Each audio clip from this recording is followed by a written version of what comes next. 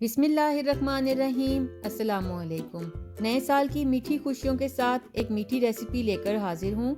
आप सबको नए साल की खुशियाँ मुबारक। आज मैं आपके साथ अपनी फैमिली की सिग्नेचर गाजर का मुरब्बा की रेसिपी शेयर करूँगी, जिसको मेरी मदर इन लॉ हर साल बनाया करती थी और हम सब इसे बहुत एंजॉय किया करते थे। अपने किचन में ये गाजर का मुरब्बा बनाकर आप इसको 2 से 3 माह के लिए कैसे सेव करके रख सकते हैं, ये सब बातें आज मैं आपके साथ शेयर करूंगी। 2 किलो गाजरों को छील लेने के बाद मैंने इनको वॉश कर लिया और थोड़ा सा ड्राई कर लिया था। अब हम इनकी कटिंग करेंगे। तो गाजरों के दरमियाने साइज के स्लाइसेस कट कर लें और इनका सेंटर वाला जो येलो पार्ट होता है वो थोड़ा सख्त होता है, इसको भी रिमूव कर लें और कोशिश करें कि एक जैसे स्लाइसेस कट करें ताकि एक ही टाइम में सारी की सारी गाजरें अच्छी तरह से गल जाएं। मैंने सारी गाजरें पहले से ही तैयार करके रखी हुई थी। अब इनमें मैं 1 किलो चीनी ऐड कर रही हूँ। मिक्सिंग के लिए ये बर्तन मुझे थोड़ा छोटा लग रहा है, तो जिस बर्तन में मैंने कुकिंग करनी है मैं उसी में इनको ऐड कर रही हूँ। अब इनको अच्छी तरह से मिक्स करने के बाद मैं इनको कवर करके रात भर के लिए रख दूंगी। मॉर्निंग में मैं इसकी कुकिंग स्टार्ट करने लगी हूँ, लेकिन इससे पहले मैं आपको दिखाना चाहती हूँ कि रात को जो मैंने चीनी और गाजरों को मिक्स करके रखा था उनका कितना अच्छा सा सिरप तैयार हो चुका है। इसमें मैंने पानी बिल्कुल भी ऐड नहीं किया और ना ही पानी ऐड करने की ज़रूरत है। अब मैं इसके नीचे फ्लेम को ऑन कर रही हूँ और इसके बॉईल होने का वेट करूँगी। साथ ही इसमें मैं 4 से 5 अदद छोटी इलायची खोलकर डाल रही हूँ। इनकी खुशबू बहुत अच्छी लगती है। कुछ लोग इसकी खुशबू को पसंद नहीं करते तो वो इसे स्किप भी कर सकते हैं।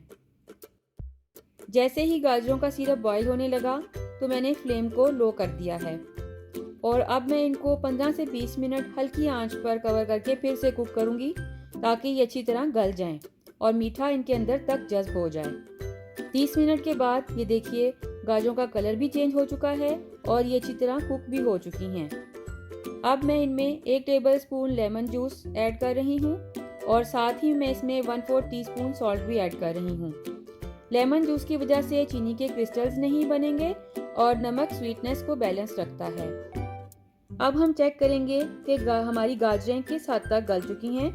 तो इसके लिए मैंने 2 से 3 पीसेस को प्लेट में निकाल लिया है और फोर्क की हेल्प से मैं इनकी सॉफ्टनेस को चेक कर रही हूँ।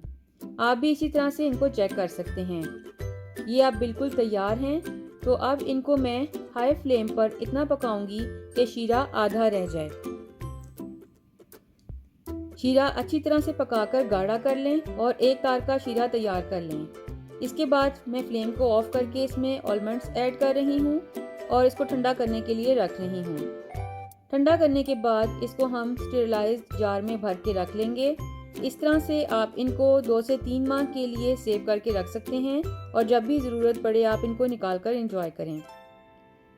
व्यूअर्स, जैसा कि आप जानते हैं कि गाजरें फाइबर का भरपूर ख़जाना है। इनमें फाइबर भरपूर मिकदार में पाया जाता है जो कि आपके स्टमक की हेल्थ को अच्छा रखता है। ये आपके लिवर की हेल्थ को अच्छा रखती हैं और आपकी नज़र की कमज़ोरी को दूर करने में हेल्प करती हैं। इनफैक्ट इनके बहुत से फ़ायदे हैं। तो जब सीज़न में गाजरें मौजूद हों तो आप डेली बेसिस पर इनको ज़रूर यूज़ करें।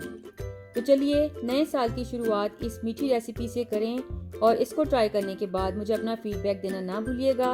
वीडियो अगर आपको अच्छी लगी हो तो इसको लाइक शेयर करते हुए मेरे चैनल को सब्सक्राइब भी कर दीजिएगा। अपना और अपने प्यारों का ख्याल रखने के साथ साथ मुझे अपनी दुआओं में याद रखिएगा। अल्लाह हाफिज़।